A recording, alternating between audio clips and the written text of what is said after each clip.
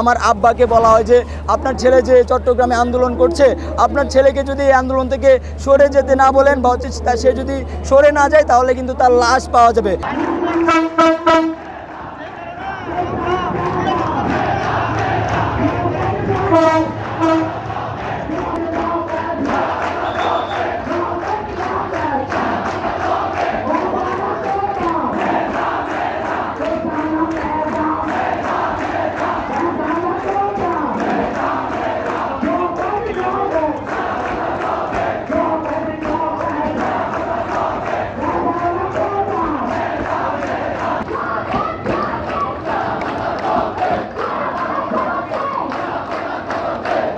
Bangla blockade blockade blockade সারা বাংলায় খবর দে, সারা বাংলায় খবর দে, কোটা নামে ভা, কোটা নামে ভা, সারা বাংলা ব্লকেট,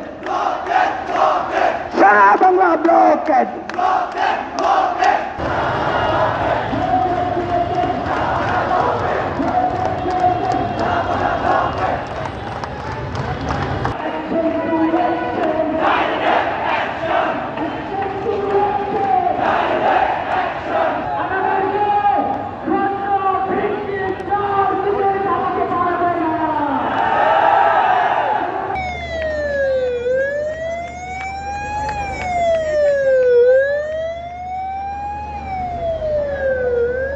আমরা আন্দোলন করছি মূলত প্রথম গেট থেকে 20তম গ্রেডের যত বৈষম্যমূলক এবং অযৌক্তিক কোটা আছে, যার মাধ্যমে আমরা সাধারণ শিক্ষার্থী যাদের কোটা নেই তাদের সাথে মারাত্মক রকমের বৈষম্য করা হচ্ছে।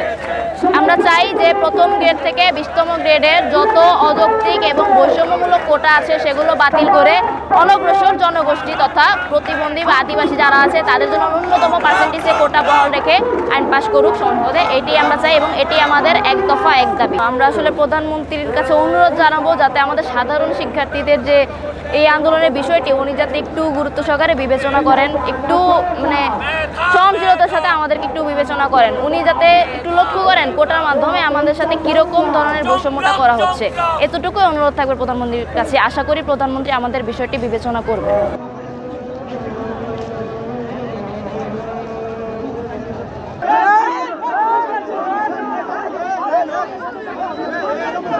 আচ্ছা, আপনারা হয়তোবা ইতিমধ্যে সোশ্যাল মিডিয়াতে দেখেছেন যে আমাকে গতকাল রাত 7 তারিখ রাত আনুমানিক 10:25 আমার বাসায় কল দেওয়া হয়।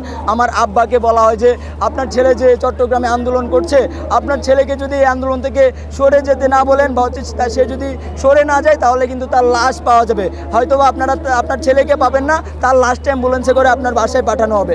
তো তারপরে আমি নিরাপত্তাহীনতায় ভুগছি এবং অনেক সাংবাদিক ভাইদেরকে, প্রশাসনিক ভাইদেরকে আমি জানিয়েছি যে আমার নিরাপত্তাহীনতায় আমি ভুগছি। তো আপনারা দেখেন এখন সারা বাংলাদেশি শিক্ষার্থীরা আন্দোলন করছে, অবশ্যই এটা একটা ন্যায্য আন্দোলন এবং তাদের অধিকারের আন্দোলন। এই জায়গাটায় আমি আওয়াজ তুলছি এবং এই প্রতিকূলতাগুলো আসা শুরু হয়েছে। তো আমার কাছে মনে হয় যে যারা এই জিনিসগুলো করছে তাদেরকে আইডেন্টিফাই করা উচিত, তাদেরকে খুঁজে বের করা উচিত, বের করে আইনি পদক্ষেপ আইনের আওতায় নিয়ে আসা উচিত।